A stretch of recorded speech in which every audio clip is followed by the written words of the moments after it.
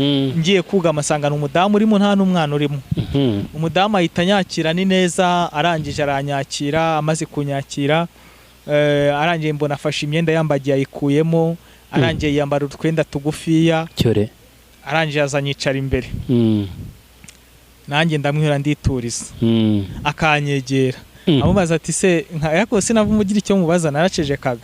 Abonye nta kintu ndi kuvuga ati se kutavuga ko bimeze gute, se ufite umugore? Navuga ati se ko icyo mbajije, ati we mbwira. Arangije mbona arahagurutse agiye afashe uburiri arabushasha icyuma cyo kuryamamo aragikinguye, atinjira ujye kuryama. Yari icyumba na saro, yari inzu y'ibyumba bitatu hafi na saro. Ndangije ndamubwira ati wapi, ntabwo najya kuryama hariya ahantu. Akomeza nyegera mbo ku mutima numva ubwoba buraje, mbwira Imana ati Mana mfasha unkura aha hantu. Cyakoze sinjye kukubeshya, nari ngiye kugwa mu mutego. Ni Imana yahabaye, byarangiye gute? Ni Imana yahabaye. Nyine yakomeje we ashaka kuntura, urumva yambaye akantu k'agasume, yakinye agasuma mu mabere. Urumva buri umuntu wakinye agasuma mu mabere, uri umugabo burya kugukurura kenshi muri na babiri, muri ahantu hatari n'abandi bantu, muri mu nzu mwenyine, ni ibintu bitaba byoroshye. None nahise numva ijwi muri nge rije rambwira ati Imana irakora. Ikintu mbajije impamvu ngize kurangiza ubwo ntarangije kuntu byageze byarangiye, Imana intabaye, ibyo kurya ubu nta kibazo cy'ibyo kurya ngira. Mvuze ngo nabuze ibyo kurya, naba nasubije Imana ku musaraba. Imana yampaye ibyo kurya, ndayishimira. Hari nyokiro. None ubundi byagenze gute kugira ngo nyine ubone ibyo byo kurya? Niwakomeje gusenga Imana. Imana niyo yambwiye ngo ngukuyeho ishuri ryawe ryariho ndarirangije. Ikimara kurirangiza natangiye abo nasabaga akazi bakakanyimana, naragasabaga bakakama, bazaga no kundira mu rugo bakakama ntakabasabye. Buri Imana yo yakuyeho ishuri, ibintu byose birikora. Ariko iyo ririho niyo wasenga aba bantu nyamona birirwa bajya gusenga za Kanyarira, birirwa ngo bamwe arabona asanze Kanyarira yazanye itaka, ari kubwira Imana ati Mana niba abagabo bararangiye wabarumbye mu itaka, nanjye ndarizanye ngiri hano mbumbira uwanjye. Ariko njyewe ikintu mbona, nubwo abantu batota Imana, ntabwo Imana iba yarabuze abagabo.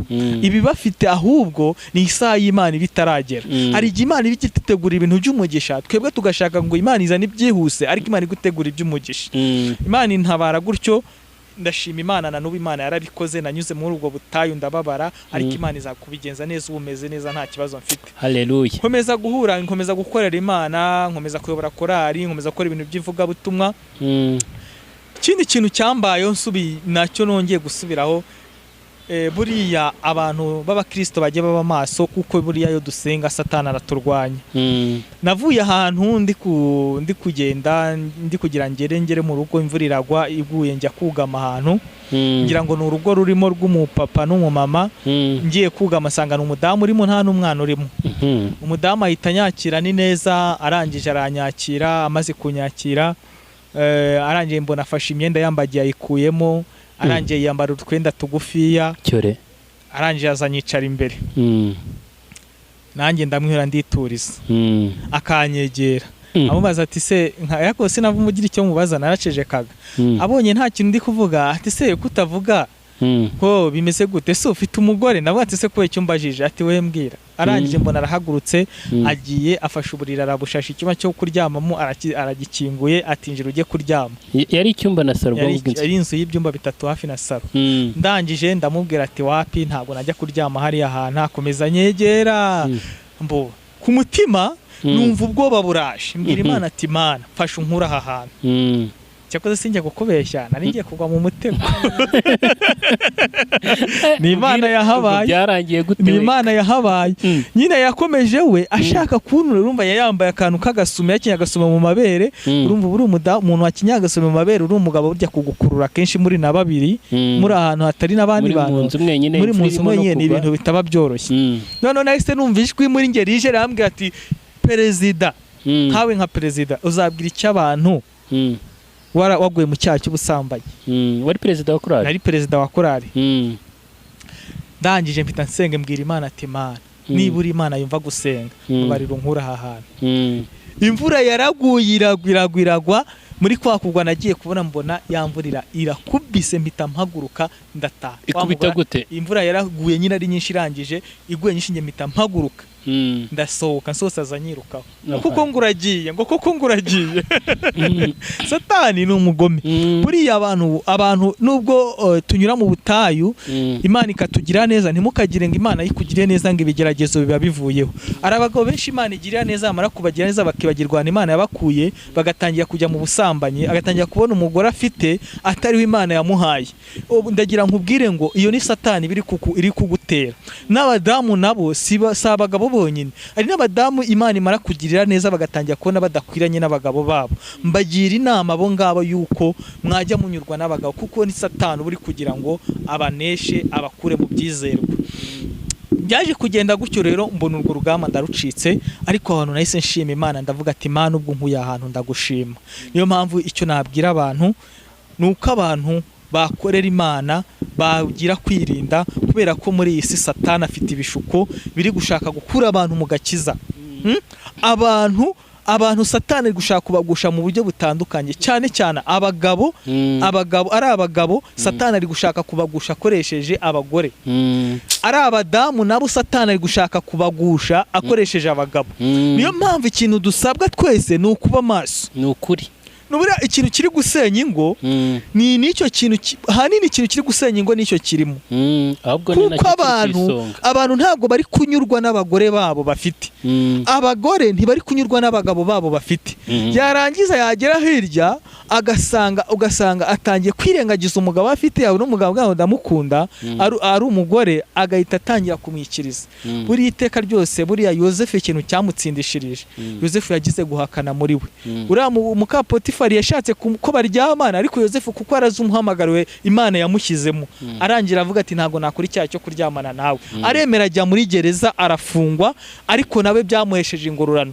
Ubwo bene se bari bamugambe mushyira muri Egiputa bazi ko ubuzima bwe burangiye, baje kugaruka bamubwiye Yosefu yarose inzozi aravuga kuti narose imibe 12 nyikubita imbere. Bari bene se bari kuzamwikuta, bo bamugurushiye muri Egiputa bazi ko bari bazi ko atazigera agiyongera kugaruka kugira ngo babashe kumupfukamira. Ariko baje kumusanga muri Egiputa, baza iwabo mu gihugu cyaho hateye inzara, ubundi bisanga bagiye kumupfukamira, basanga aho bagiye guhaha, aho bagiye gushaka ibyo kurya, basanga Yosefu niwe ubihagarariye. Urumva nicyo Satani arwanya. Satani yarwanyaga rya Amen. Mwakire neza ijambo ry'Imana. Ariko se Jonas iyo ahuye n'ibintu bikomeye cyangwa se akagera mu bihe bigoye abigenza gute? Buriya iyo uhuye n'ibikuntu bikomeye bisaba kwihangana. Umunyarwanda uca umugani ngo kwihangana bitera kunesha. Buriya kwihangana iyo wihanganye bigutera kunesha. Iyo urihangana ugasenga Imana yonyine niyo ibyo byose Imana igera ikabishyiraho iherezo.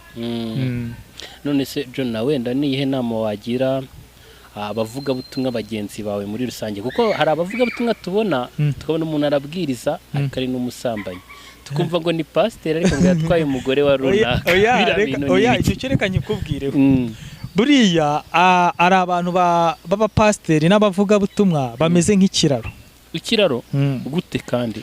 Ni ukuvuga ngo iki kiraro aka kanya turi kureba imbere yacu, izi modoka ziri kukinyuraho zifite ibyo ziri kugira aho zigiye mu kazi, bamwe bagiye mu bucuruzi, urumva. Ariko iki kiraro kidari ntibabona uko batambuka. Inyungu bari kuzibona, ariko ikiraro nta nyungu kiri kubona. Niko yo mpamvu bameze nabo nk'ikiraro. None rero ndimo ndagana ku musozo, wenda reka tunasoreze kuri iki kintu. Ndifuza ko wadukorera urutonde rw'abantu wumva bashobora kujya ikuzimu gushakayo imbaraga. Urugero wenda ngengo, ariko ntago ndakubwira ngo uvuge amazina runaka, ahubwo wenda uraza kuvuga ibintu bishobora kubaranga ukoze urwo rutonde, ku buryo umuntu uraza kubyumva akiyumvamo ashobora guhita bati nanjye nshobora kuba kujya gushakayo imbaraga. Reka nkubwire, ahantu nagiye nindi kwitambukira, ariko ngiye mbona n'ibi bintu ngiye mba nibaza abantu babe maso. Kuko ngiye n'ejo bundi abantu bagiye kujya bambwiye ngo njye kubwiriza Uganda, nsacinga itorero ryaho imikorere yawo, nahise mburuka kujyayo. Ati gute? Ni gute uzasanga umuntu arambura ikiganza gutya abantu bagahirima bakagwa? Izo mbaraga ni izahe? Abantu rero iki gihe twe ni ukuvuga ngo ntabwo tushishoza nk'abakristo kandi nuko abakristo ikintu cica abakristo ntabwo basoma Bibiliya arana ijambo ry'Imana rivuga ngo nibabwira ngo dore ngo Yesu arani muzajyeyo buriya sinumva ukuntu umuntu arambura ikiganza imbuga abantu bose bakagwirirana umuntu waje ari muzima akagwa ngo ni imyuka mibi aho yihese ahubwo baba bayibashyizemo baba bayibashyizemo amaye nukuri baba bayibashyizemo kuko sinumva biriya bintu nuko nyine ntabwo navuga ngo uyu muntu uyu n'uyu ariko njye sinjye kukubeshya hari ahantu basengera ubona barambura ikiganza ukabona iteraniro ryose abantu babaye imirambo hasi nta muntu nagira inama yo kujya ako kantu umuntu akanotinga ahantu ubwo ni uwa mbere wa kabiri kabiri ushobora kubera ko imbaraga ikuzimu oya nibyo birahagije oya nice ubwo nashaka kubona n'utundi tumenyetso twinshi ikindi cya kabiri abantu basaba amafaranga Yesu numva umuntu ukorera Imana kunaca amafaranga gute ubwo se kuko ariko hari umuntu ushaka kuyaguca ariko ugasanga ni nk'ituro nako ni nk'itike urugero ariko itike gukorera Imana Yesu n'indege asaba itike abantu ngiye ikintu navuga ubundi abakozi b'Imana ubundi uyimba umuntu agiye gusengera umuntu sibyo yakagombye kumusengera mbere yuko haguruka akamubwira ati nta tike mfite yaba atari ifite akarimuha yimba agiye kugenda nta kumuganga uratangaya we akamusengera igihe Imana imukoreye ibitangaza akagira icyo amukorera atanagikora kandi nta rubanza mushyiraho ariko kujya kubwira umuntu ngo shyiraho ngayangaya ngo Imana yayagaye ubukora nk'abapfumu harija abo n'abapfumu uri kuri abakora abakristo ntabwo bajijutse mu mutwe bamenye ngo ibi bintu ni ibiki nicyo kibazo kiriho nukuri Imana iturengere noneho kuko ndumva bikaza ari abantu nyine bashyiraho ndumva inyota inanyishe kamaze nisomereho uryoherwe mu izina rya Yesu amen amen amen hano tunakira abashyitsi rero kuri Deep 5 TV tugutumira tuzana kwakira yewe Mbese muntu w'Imana umboreka wenda tureke gukomeza kugumana umwanya munini n'ubundi tuzakomeza kuganira umuntu se yifuza kugutumira n'ubundi niwagaruka nta kibazo rero reka tugane ku musozi ariko ntago nasoza nakubwiye ngo usengere abantu badukurikiye tubasengere Imana y'umugisha Mana data twese mu ijuru tugushimiye kujya neza kwawe tugushimiye ko umukozi w'umuhanga Mana masada twese mu ijuru tukwetsa abantu bazumva iki kiganiro Mana kizabashe kuba no kibashyira kandi data nyemerera abazumva iki kiganiro data baragiye mu bintu by'ubuyobe Mana data uzabashe kwa gusobanukirwa inzira y'ukuri y'amasengesho n'inzira nyakuri ijya mu ijuru Mana habwa icyo ukomeje kubana natwe usabye kwizera izina ryawe ryera Amen. Amen, amen.